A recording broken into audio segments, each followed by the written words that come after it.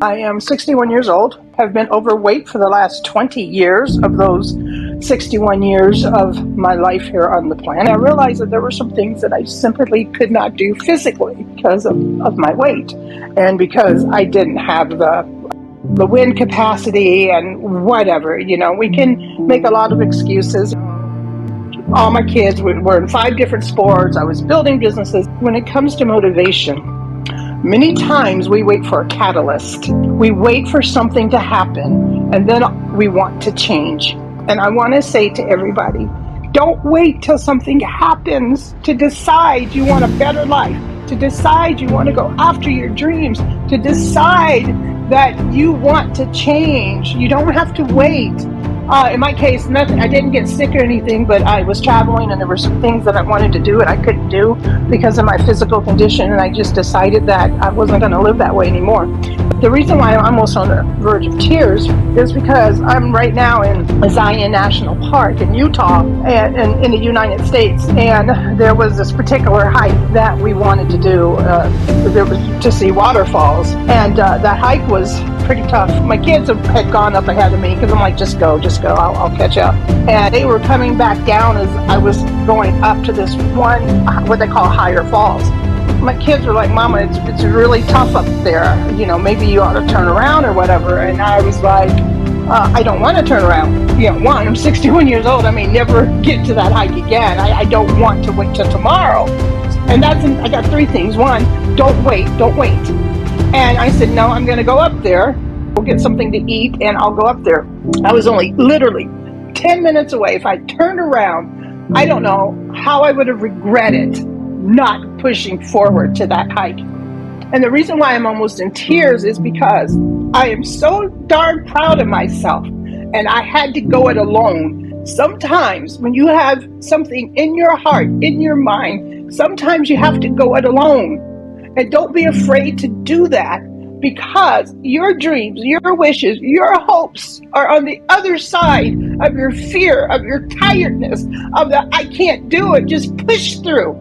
Don't let age stop you. Don't let weight stop you. Don't let anything stop you. And when you get there, celebrate and be proud of yourself because you pushed through and you did it. Sometimes when we get out of a different environment, even if it's a different room, you're able to see one another from a different light. Before you speak, ask yourself if what you are going to say is true, is kind, is necessary, is helpful. If the answer is no, maybe what you're about to say should be left unsaid. But at the end of the day, we know that these things are said anyway. When someone is criticizing me, I ask myself, is what they're saying, is it true? There was a point in my life when I had very low self-esteem, so anything bad that was said about me was going to be true. But I've learned to ask myself, is this really true? Is it true all the time? When isn't it true? And that way, that allows me to take that criticism or what that person is saying to me in a different perspective and not take it in a hurtful way. And if it is true, maybe I should make some changes in my life. Is it kind? Why is the person criticizing me? Are they criticizing me because they want to be a better person, because they want to feel superior to me? But at the end of the day, there is no excuse for kindness. So if someone's speaking to you and they're not kind, it's time to walk away. It's time to let it roll off. It's time to say, I don't know who you're speaking to, but you're not speaking to me like that. Sometimes we need to hear some stuff and sometimes some hard truths. Back to true. Is it true? Sometimes it's hard. And sometimes criticism done right is always necessary for our growth. We can't grow if we are inside the box and we don't know what we're doing. That's why coaches need coaches. That's why we need mentors. That's why we need people to come along beside us to help us get to our highest good. And is it helpful? When you're hearing this, is this really helpful to me? Because if it's hurtful and not helpful, then again, it's time to walk away. So whether you're the speaker or whether you're the listener, it still holds true. Is it true, kind, necessary, and helpful? When I'm thinking about lemonades and lemons and all that, I'm reminded of a seed. A seed, when it's planted in the ground, must totally destroy itself in the dark. It has to take the outer shell in order for that plant to grow. Even a tall tree, doesn't matter. But that seed that you plant has to totally destroy itself and to become something else in order for it to grow to the tallest of oak trees. And what I want to bring to your attention is not only does that seed have to destroy itself, that seed's got to get a little help in the destruction of itself. But there's a moment when that seed is in the ground when it's just darkness. There's nothing there but the seed.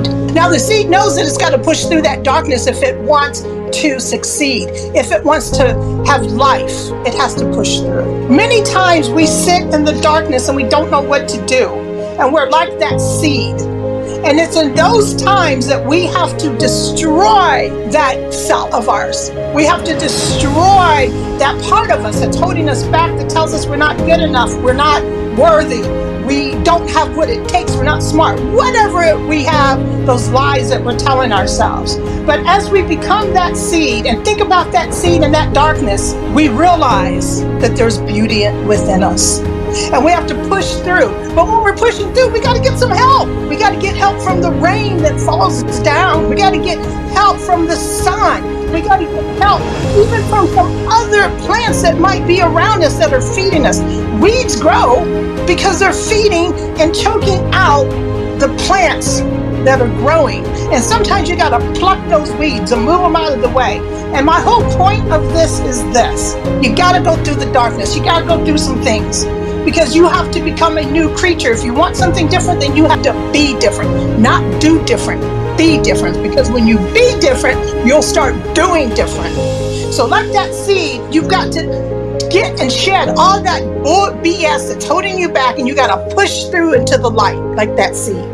And then don't be too proud to ask for help. I'm owner of Avalon Virtual Assistants, and what I see entrepreneurs do day in and day out is trying to do it all on their own, and they can't figure out why they're not succeeding, why expanding, why they're not growing. It's because you're trying to do it on your own. Even the seed needs the sun and some rain. Don't be too proud to ask for help. Don't be too proud, because that's the only way you're going to grow.